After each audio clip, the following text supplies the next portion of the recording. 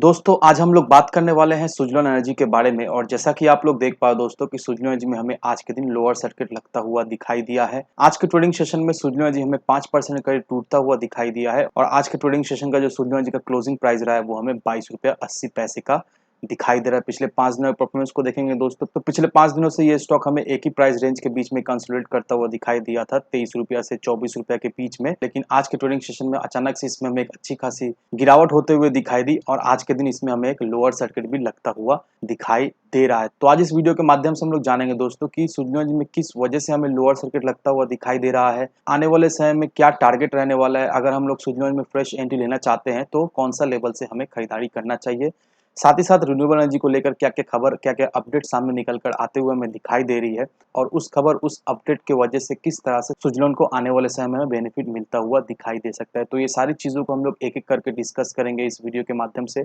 तो दोस्तों ये वीडियो आप सभी लोगों के लिए काफ़ी ज़्यादा इंपॉर्टेंट रहने वाली है अगर आपने सुज़लोन में इन्वेस्ट करके रखा है या फिर आप सोच रहे हो फ्रेश एंट्री लेने के लिए सुज़लोन में। तो वीडियो को स्किप किए बिना पूरा वीडियो अंत तक देखें ताकि आपको सारा चीज़ जो है वो क्लियरिफाई हो जाए। अब यहाँ पर जो सबसे पहला जो अपडेट हमें सामने निकल कर आता हुआ दिखाई दे रहा है वो ये रहा दोस्तों। यहाँ पर देखो दोस्तों, India and Saudi Arabia sign energy corporation MOU, that means memorandum of understanding to advance renewable energy and sustainability. अब यहाँ पर हमें ये देखने को मिल रहा है कि India as well as Saudi Arabia, इन दोनों के बीच में एक मेमोरेंडम ऑफ अंडरस्टैंडिंग साइन होते हुए हमें दिखाई दे रहा है। अब इस मेमोरेंडम ऑफ अंडरस्टैंडिंग के तहत इंडिया और सऊदी अरेबिया के बीच में एक कोलैबोरेशन हमें होता हुआ दिखाई देगा और इस कोलैबोरेशन में ये दोनों ही कंट्री जो है वो renewable energy efficiency, hydrogen production, electricity and grid interconnection, petroleum, natural gases, static petroleum reserve और एनर्जी सिक्योरिटीज के बीच में हमें कामकाज करते हुए दिखाई देंगे। ये सारा चीजें जो मैंने आपको बताया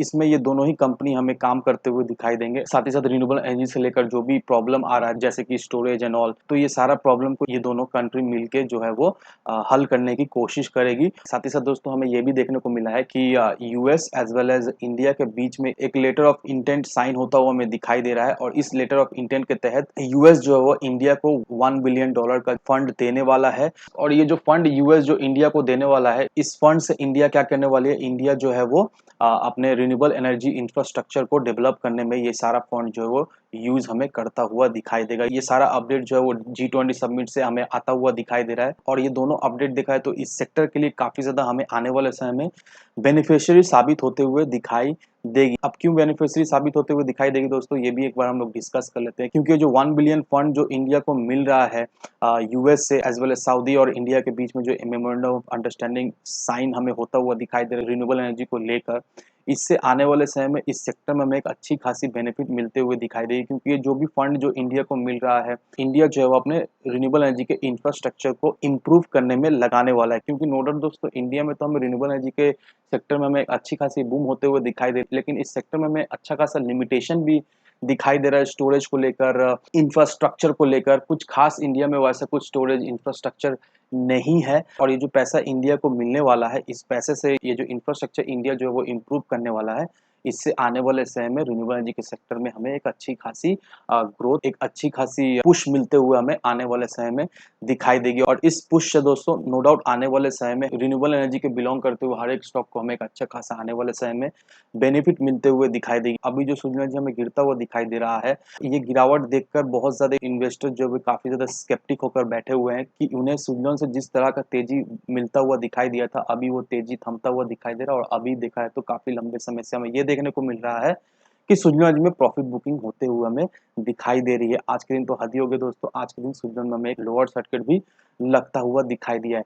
अब ये जो लोअर सर्किट हमें आज के दिन लगता हुआ दिखाई दे रहा है, फर्स्ट ऑफ ऑल मैं यही बताना चाहूँगा कि आपको ये लोअर सर्किट देखकर घबराना है नहीं, क्योंकि ये जो गिरावट हमें सुज़लोन एनर्जी में होते हुए दिखाई दे रही है, ये गिरावट एक्सपेक्टेड था। जिस तरह की तेज़ी हमें सुज़लोन एनर्जी में पिछले कुछ महीनों से बनते हुए दिखाई दे रही थी, नो डाउट दोस्तों प्रॉफिट बुकिंग होना तो लाज़मी था। बहुत सारे इन्वेस्टर्स काफ़ी लंबे समय से देखा है तो सुज़लोन एनर्जी में फँसे हुए थे। बहुत सारे इन्वेस्टर्स को एक मौका चाहिए था एग्जिट लेने का, और सुजलॉन एनर्जी ने उन सारे इन्वेस्टर्स को देखा है तो मौका भी दिया एग्जिट लेने का। बहुत से इन्वेस्टर ने 27 रुपए के लेवल पे अच्छा खासा सेलिंग करते हुए हमें दिखाई दिया, और उसके बाद से 27 रुपए का लेवल एक बहुत ही इंपॉर्टेंट एक रेजिस्टेंस लेवल भी हमें होता हुआ भी दिखाई दिया। अगर 27 रुपए के लेवल को तोड़ता है तभी जाकर सुजलॉन हमें 30-35 रुपए के लेवल को टच करता हुआ दिखाई देगा, लेकिन उसके लिए सुजलॉन को 27 रुपए के लेवल को तोड़ना पड़ेगा। और अभी के समय में जिस तरह से प्रॉफिट बुकिंग हमें होते हुए दिखाई दे रही है, अभी मुझे ऐसा नहीं लगता है कि ये 27 रुपए के लेवल को तोड़ेगा। अभी कुछ एक महीनों तक हमें ये देखने को मिला है कि सुजलॉन एनर्जी पूरा कूल डाउन पीरियड में हमें जाता हुआ दिखाई देगा।